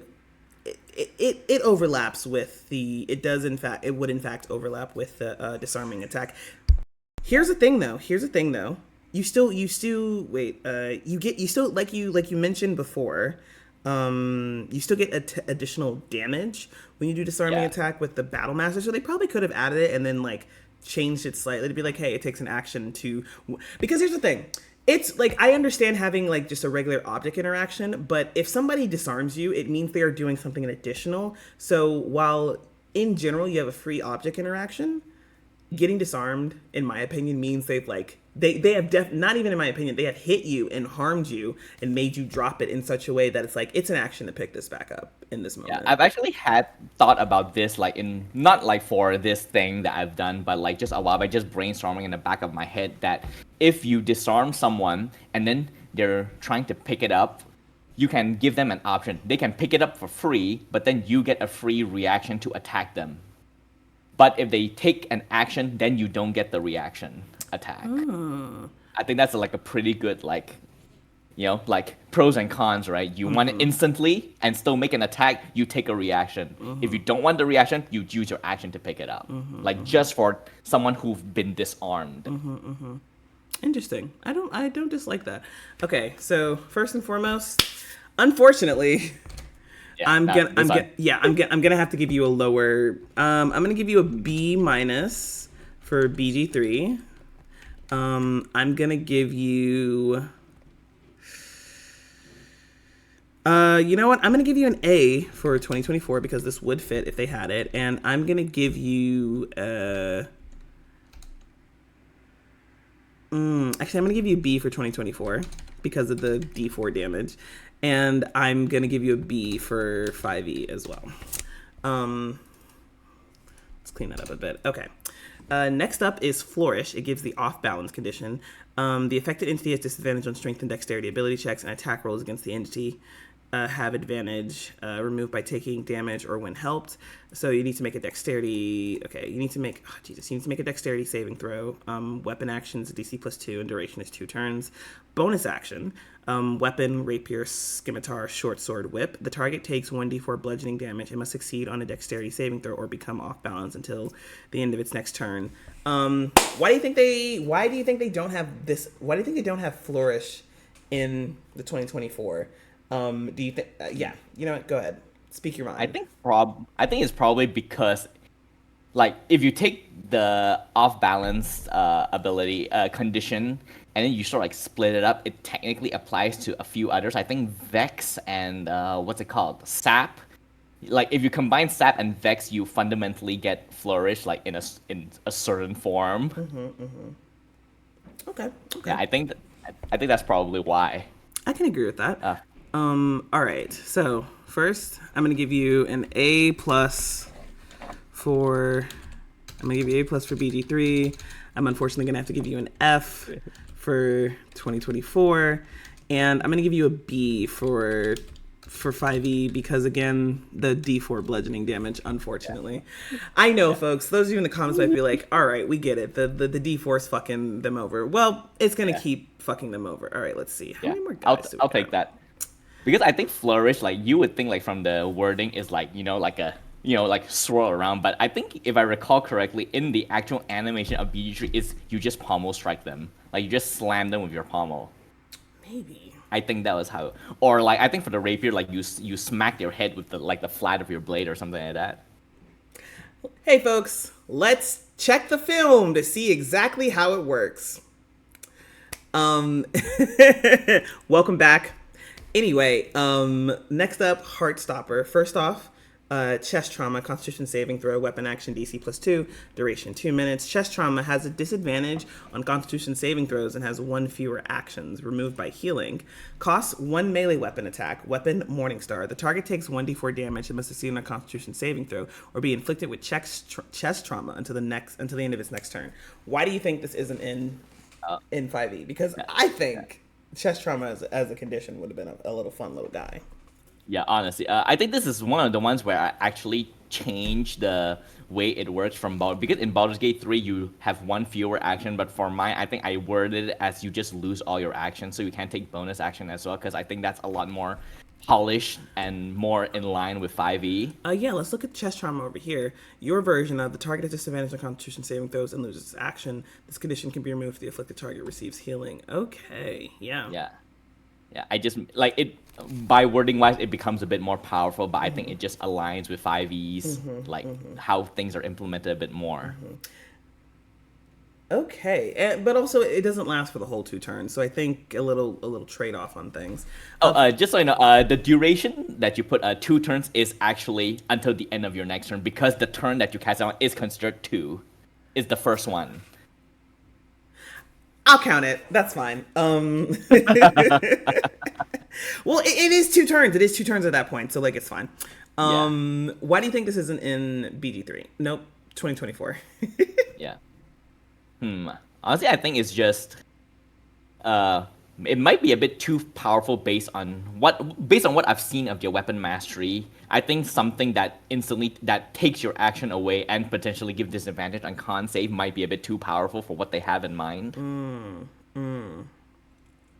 Okay, I can see that. I can kind of imagine it maybe giving you disadvantage on just constitution checks and saves in general because you've gotten like hit like that instead of taking your action away. Or, okay, because you remember, I don't know if they're doing it in here. I haven't noticed it, mind you. I will have to do an even deeper dive of the book. But you know how like in some things where it's like -5, like if you fail to save by 5 or more, here's the additional thing. I think that could have been a good, fun, sexy little guy. Like, hey, if you fail to save by 5 or more, you also just don't have like you have 1 less action or you lose your actions, whatever. Okay. That would be cool to have. Yeah. So, unfortunately, I'm gonna have to give you. Oh. Okay. Yep. That's my bad. I'm gonna have to give you a B for BG3. I'm gonna have to give you an F for 2024, and I will give you a B for 5e because I also think how you made maimed chest trauma is a little too strong, and I would have went with the updated bit that you did.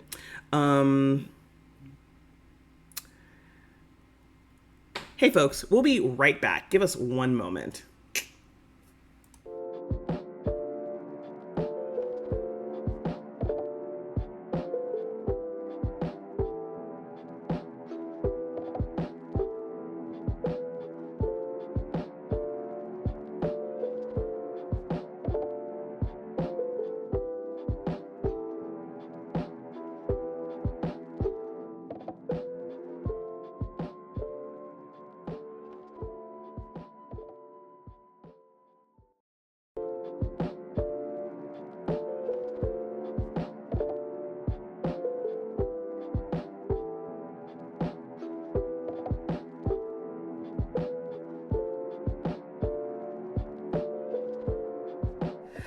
Hi, thank you so much for bearing with us, folks. We just had like a temporary in-person issue to deal with, and we are back. All right, thank you so much for that, Nick. Okay, next up is lacerate. So first, it gives the bleeding condition, Constitution saving throw, weapon action DC, duration 2 turns, cost 1 melee weapon attack, weapon, battle axe, glaive, great axe, great sword, halberd, hand axe, longsword, scimitar, and sickle. The target takes the weapon's damage and must succeed on a Constitution saving throw or start bleeding until the end of its next turn. And just to look at the bleeding condition over here.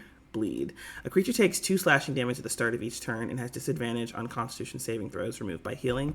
The target takes 2 slashing damage at the start of each of its turns and has disadvantage on con saving throws. The condition is removed if the afflicted target receives healing. Undead and constructs are immune to this condition. Okay. To be clear, in Nick's proposal, undead and constructs that don't have blood are immune to this condition, because we mentioned that in the VJ Talks episode. All right, Nick. Why do you think this, tell me your thoughts, and why do you think this isn't in 5e? Honestly, I think this is just a streamlined thing. Having a thing where it just does, take damage isn't really a thing in 5e that I've noticed. The only times I've ever seen it is for Acid Splash, where you take the damage, and then the next turn you take the acid again, but half, and then you don't take it anymore. And for setting someone ablaze, where they keep taking a d4 damage until you take an action to put it out. Yeah, so there are some but it's just fire, I think, if I recall. Hold on a second. I also think Tasha's Caustic Brew, you keep taking damage. I think that would be an acid. I think acid and fire are the only 2 that has it. And it's just for, a specific number of spells. That is okay. Yeah, no, because Tasha's Caustic Brew is acid. Okay, fair. Here's the thing, though. I think given the fact that we already have this kind of habitual, hey, you take damage at the start of your turns, and I know there's a class out there that deals damage at the start of each of its turns to something. I can't remember what the class or subclass is. Hey, anybody in the comments, if you know, please let us know. Please and thank you. All right.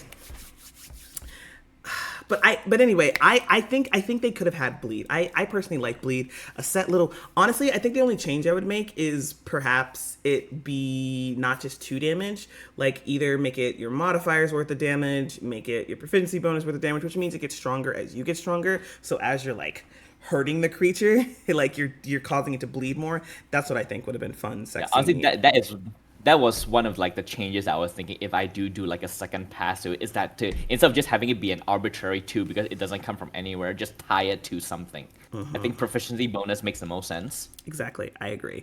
Okay. I'm gonna give you an A+ for BG3, an F and a B for 5e, because I think the conditions should have been tied to to something else. All right, Piercing Strike. So 1, it inflicts gaping wounds, Constitution saving throw, weapon action, and then the duration is 2 turns. Cost 1 melee weapon attack, weapon, dagger, javelin, lance, pike, rapier, short sword, trident, and warpick. The target takes the weapon's damage and must succeed on a Constitution saving throw or be inflicted with gaping wounds until the end of its next turn. And let's look at gaping wounds real quick. Gaping wounds is the piercing version of bleeding. Excellent. This is the game, coding version of Baldur's Gate 3. Because even though it's the exact same, but the damage type is different, so it is coded as a different condition. Gotcha. Okay. So then actually it makes complete, the same reasons why we wouldn't have had, lacerate and bleeding are the same reasons we wouldn't have had piercing strike with gaping wounds and the same, kind of... Yeah. Honestly, I have one thing to throw. I think if I do it, I'll take away lacerate. I'll take away gaping wounds and bleeding, or any of those that does take damage like this. Instead of tying it to a specific damage, I'll just make it necrotic because you're bleeding, and necrotic is technically you're bleeding profusely. I think, but I don't know if that would be too strong enough because necrotic is technically a exotic damage type, or just make it how sneak attack does it, where the take damage is the same damage type as the weapon you inflict it with. Honestly, I think it should be the sneak attack version of things. I wish I had like there's a document out there, and this doesn't necessarily apply to the 2024 or 2025 stuff that's going to be coming out. But there's something out there where everybody calculated like here's how many creatures deal this kind of damage. Here's how many creatures are resistant to this kind of damage. Here's how many creatures are vulnerable to this kind of damage. And here's how many creatures are immune, which is like a good way to help figure out what things are. And I think going the 2d6 like the sneak attack route would be the smartest option here. Okay, so then unfortunately I'm gonna have to give you the like same score here, especially because I think bleed, like the piercing strike, should have the same thing that the bleeding gaping wounds thing should have. Next up, pummel strike gives dazed, Constitution saving throw, bonus action, weapons, great sword, long sword. The target takes 1d4 bludgeoning damage and must succeed on a Constitution saving throw or be dazed until the end of its next turn. If this attack reduces a creature to 0 hit points, it is knocked unconscious instead.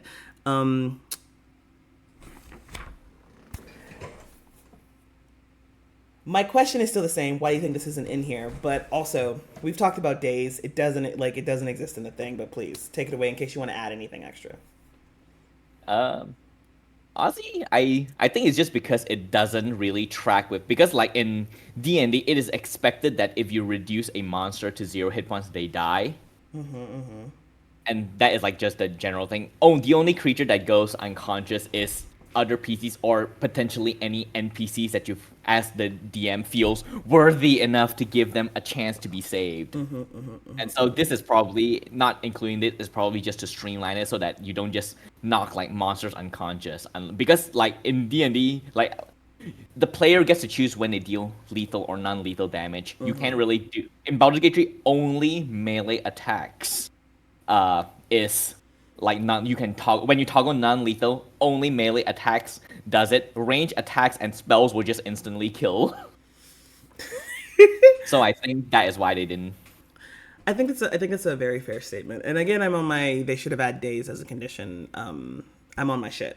Okay, so first I will give you an A plus for BG3. I'm gonna give you an F for 2024, and I'm unfortunately gonna have to give you a C. So here's the thing.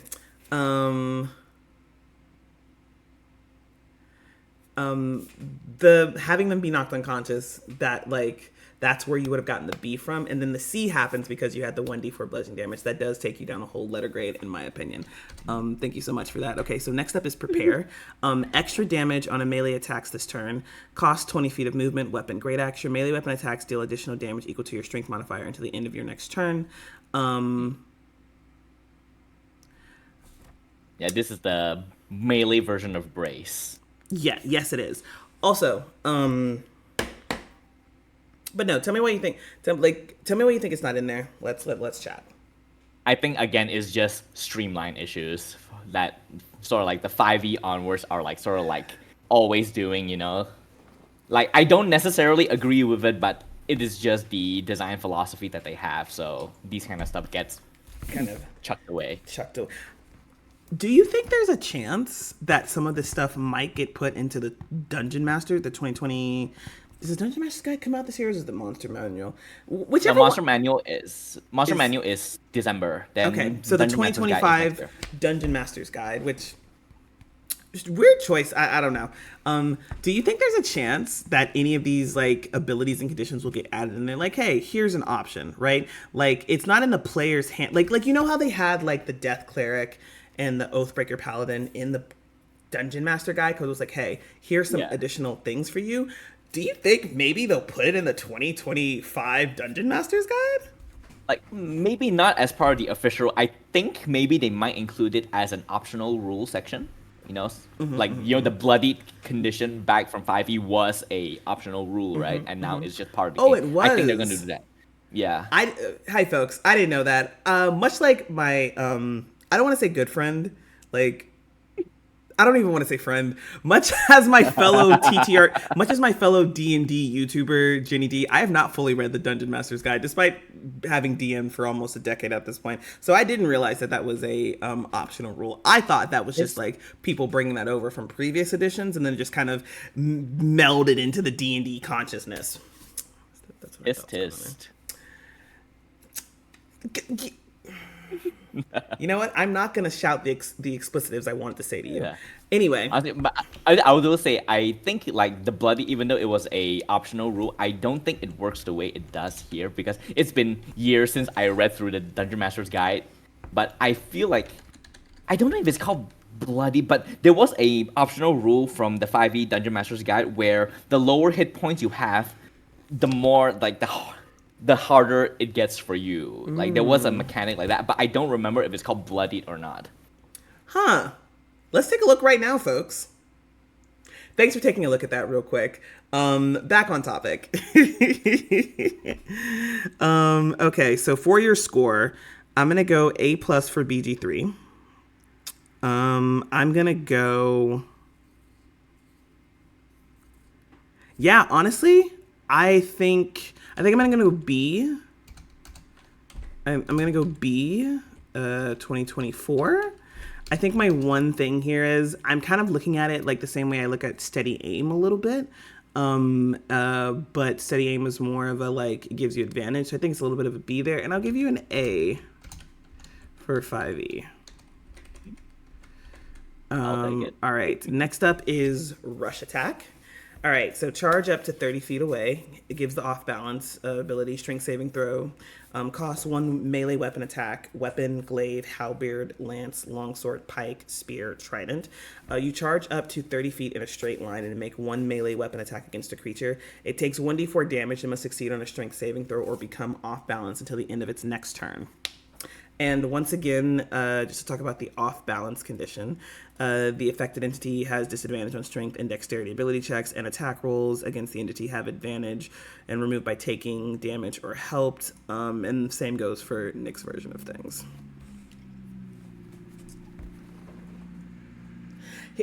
Okay. Tell me why you think it's not in there. Honestly, I think it's just off balance is just a pretty powerful condition in general. That's one. And the second thing is that it is a free dash for a non-rogue character, and you get to do damage as well. Okay, but here's my thing about that, right? So let's go look at the. I don't think I'm misremembering this. Orcs are my favorite little guys. Oh yes, they have a thing. What's it called? Where they get to like move towards Adrenaline aggressive, rush. was it? Yeah, no, that doesn't give the thing in there. Hold on a second. Is it the Minotaur? Then that gets that's essentially like if you run up to a hold on. Oh yes, goring rush or something like that. Yes, that's what I think. I think that's right. Let's see. Goring rush. Immediately after you take the dash action on your turn to move at least 30 feet, you can make 1 melee attack with your horns as a bonus action. You know, I think they could have put this in maybe not off balance, but the rush attack itself. Like, wait, how have they put that as a? Yeah, I mean that's like I think rush attack. What it does is a feat. Charger feat does something like that. But I think the caveat for charger is that I think you have to go in a straight line for like 30 feet or 10 feet or something like that, and then you do like plus 10 damage or like it was quite a powerful ability when you get to use it. All right, let's take a look at I'm gonna pull up the feats, folks. 133, 117, 119. Nope. 199. Why did I read 199 as 119? All right. Okay, here we go. All right, let's see. Feats. First off. Oh, the 24 version is different from the 5e version. Charger. Ability score increase, charge attack. If you move at least 10 feet in a straight line towards a target immediately before hitting it with a melee attack roll as part of the attack action, choose one of the following effects. Gain a 1d8 bonus to the attack's damage, or push the target up to 10 feet away if no more than one size larger than you. You can use this benefit only once on each of your turns. More versatile, actually, the 24 version compared to 14. Honestly, I personally... I can understand why rush attack was left as a feat. However, my only caveat is I would make it a 1 extra die of damage. That would be me personally, instead of the 1d8 bonus. Just give you a little extra guy once per turn. But okay. And also, I think does the charger feat from that feat, is it like just like, do you take that entire action to make that one attack after you charge, or do you still get your extra? Because in the BG3 and my version is that it just costs one melee attack. So after you do the charge and make that attack, you can still make your extra attacks if you have it. If you move at least 10 feet in a straight line toward a target immediately before hitting it with a melee attack roll as part of the attack action, choose one of the following effects. So it is rolled into your actual like attack as you're kind of running up to hit the creature. So do you still get to do your extra attacks, like, like from level 5 onwards? It's not saying it removes it, so I think you still do. Oh, okay. Yeah, so then that makes sense why rushing attack is taken up, because it's just that feat. Okay, so on that note, I'm going to give you A+ for BG3. In case folks are wondering why I'm giving an A+, not just an A, sometimes I think Nick should get like a little bonus because of how mean I am to them. I'm gonna give you a C for the 2024, and I'm gonna give you a B for the 5E. Okay, and that last but not least, for the time being here, formatting, weakening grip, weak grip, strength saving throw. Costs 1 melee weapon attack, weapon, flail, rapier, warpick, warhammer. The target takes 1d4 damage and must succeed on a strength saving throw or be inflicted with a weak grip until the end of its next turn. I feel like we talked about weak grip already. Yeah, disadvantage on attack rolls and strength saving throws. Yep, that is correct. All right, what are you thinking? What's going on here? Honestly, I think... yeah, because disadvantage on attack rolls, that is just one of the weapon mastery that already exists. And then probably they might see disadvantage on saving throws might be a bit too much for weapon masteries. No, I can't. No, that's fair.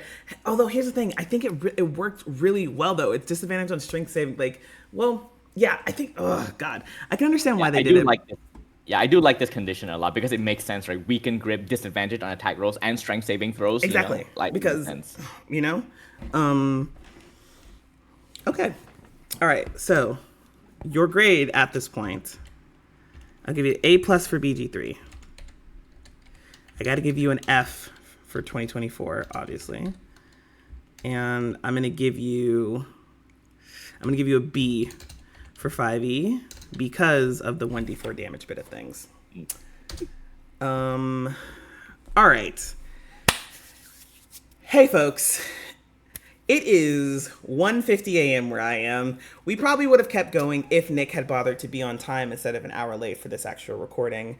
But unfortunately, I do actually have to go to bed. So we are going to have to split this into a part 2 of this. Thank you so much for sticking around. For those of you that have...